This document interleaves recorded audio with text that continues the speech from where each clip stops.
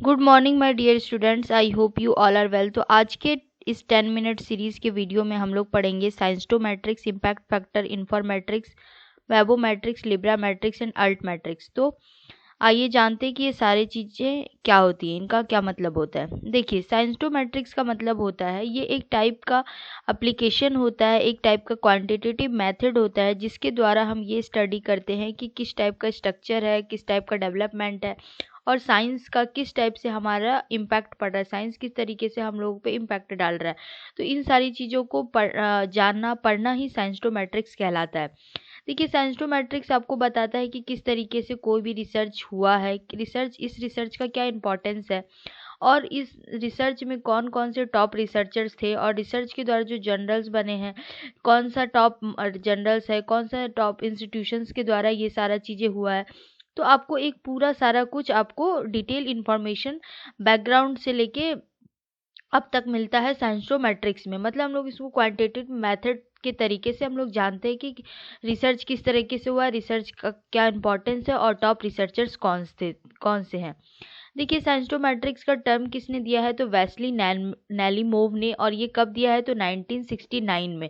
जब आपसे only term पूछा जाए तो आपको यही लिखना है, लेकिन अभी जो है मॉडर्न साइंस्टोमेट्रिक्स का जो पायनियर जो बोला जाता है, जो इसके गॉडफादर जिसको बोला जाता है, वो है डेरेक जे डी सोला प्राइज।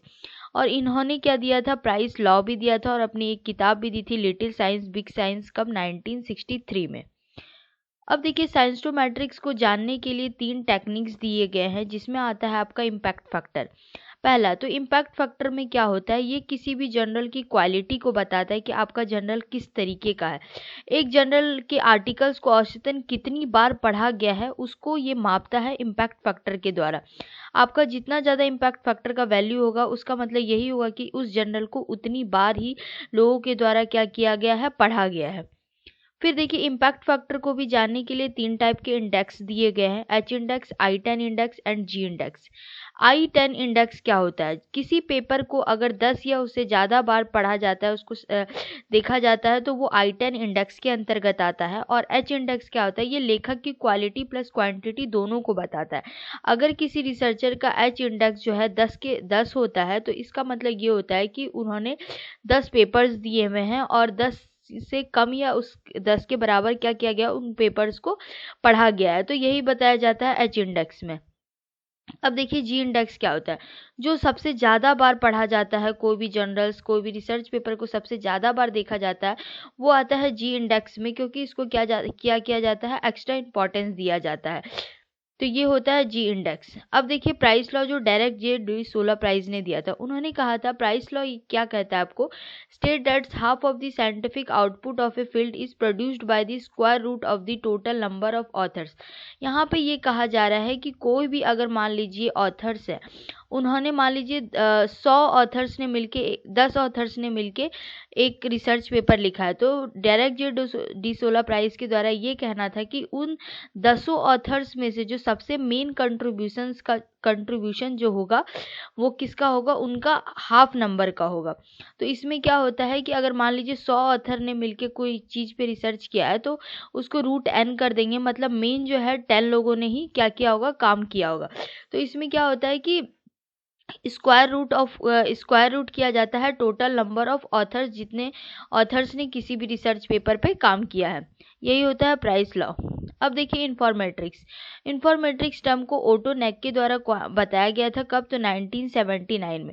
इन्फॉर्मेट्रिक्स क्या है, एक क्वांटिटेटिव स्टडी है इन्फॉर्मेशन का। ये आपको ये बताता है कि इन्फॉर्मेशन का कहाँ से प्रोडक्शन हुआ है, कहाँ इन्फॉर्मेशन को हम कहाँ यूज़ करेंगे, ये सारी चीज़ें हमको इन्फॉर्मेट्रिक्स में पता चलती है। और इन्फॉर्मेट्रिक्स को नापने के लिए इस क्या क्या दिया गया है, बिब्लियोमेट्रिक्स, साइंस्टोमेट्रिक्स एंड वेबोमेट्रिक्स।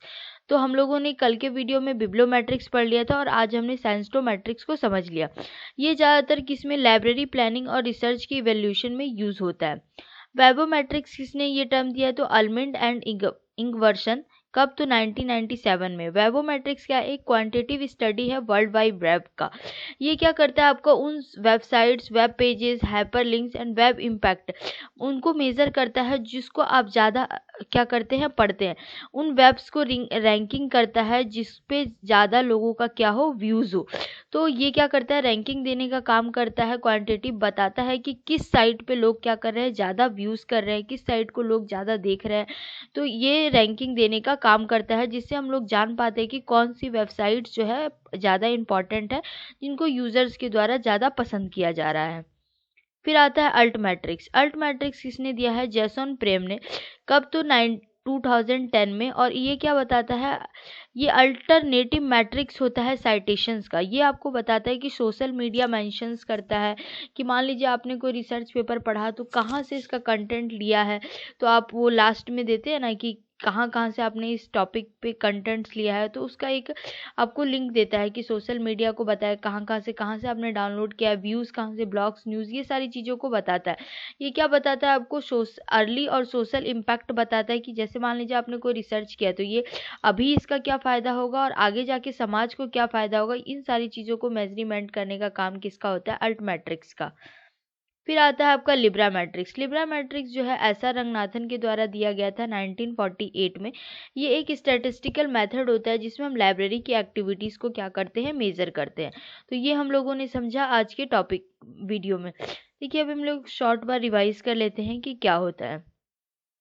देखिए सबसे पहले हम लोगों ने पढ़ा साइंसटोमेट्रिक्स। तो ये आपको एक क्वांटिटेटिव मेथड होता है जिसमें आप इम्पैक्ट ऑफ साइंस को देख सकते हैं। ये किसने दिया टर्म? तो वेस्ली नैलिमलो ने। और कब? 1969 में। लेकिन अभी मॉडर्न साइंसटोमेट्रिक्स का पायनियर किसको बोला जाता है? डेरेक जे डे सोला प्राइस को। इन्होंने प्राइस लॉ भी दिया है और बुक दी है little science and big science 1963 में। तो ये स्लाइड काफ़ी इंपॉर्टेंट है, इसको नोट डाउन कर लीजिएगा। इम्पैक्ट फैक्टर ये क्या बताता है? किसी भी जर्नल की क्वालिटी को बताता है। I10 में जब 10 से ज़्यादा बार साइटेशंस किसी रिसर्च पेपर को किया जाता है तो वो I10 में आता है। H index quality plus quantity दोनों बताता है।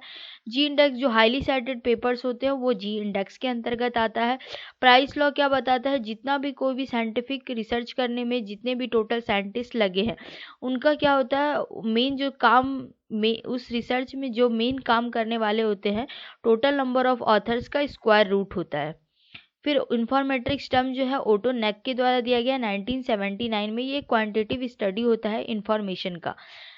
वेबोमेट्रिक्स एल्मिंड एंड इंगवर्सन ने दिया है कब? 1997 में। और ये क्वांटिटेटिव स्टडी होता है वर्ल्ड वाइड वेब का, जिसमें हम लोग बताते हैं कि कौन से वेबसाइट्स, वेब पेजेस सबसे ज़्यादा लोगों के द्वारा क्या किया जा रहा है? पसंद किया जा रहा है। अल्ट मैट्रिक्स में हम लोग क्या करते हैं? ये एक साइटेशंस को नापने का, किस साइटेशंस को किसको कितना बार देखा जा रहा है, पढ़ा जा रहा है, इसको मेज़र करने का ये एक अल्टरनेटिव टूल होता है। ये जेसन प्रीम ने दिया है 2010 में।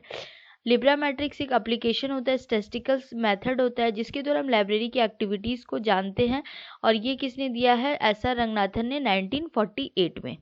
तो थैंक यू स्टूडेंट्स। तो अगली नेक्स्ट वीडियो में हम लोग मिलते हैं। Thank you.